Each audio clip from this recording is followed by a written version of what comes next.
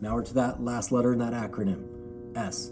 Shape. This is where you customize your piece. I don't want to turn in just a cylinder. Let's say, for instance, I want to do a vase that goes out, comes in, and then goes back out. I can do that from this cylinder.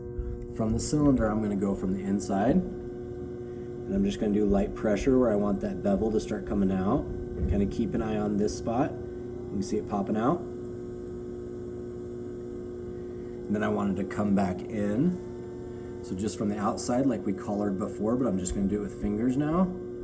Oh, I'm going to add a little bit more water because I feel it kind of dry there after I use that wooden rib. I'm just going to slightly pinch to bring it in a little bit.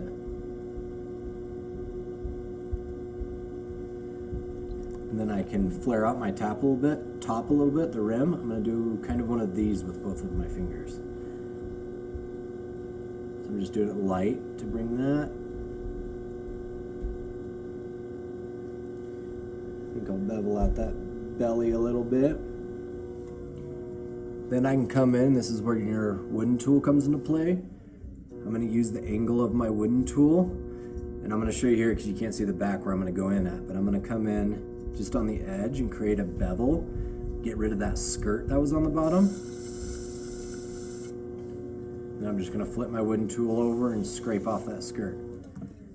It's kind of that nice little finishing touch. This is also when I can come in and let's say I want to add a little decorative band to it. I got a different shaped wooden tool. Then I'm going to come in and just add a couple little bands to it. Maybe I'll do one up here.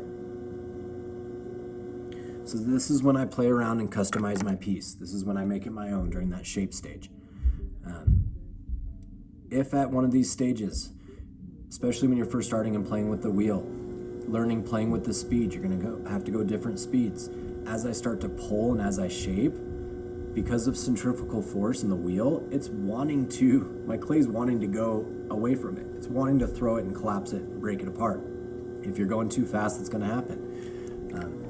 If you get to that shape, let me get you back to a cylinder.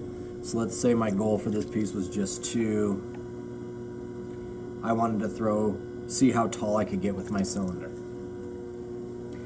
And I get going, I'm only going to get to a certain height. You can see it starting to do the death wobble. And I get, don't sweat it.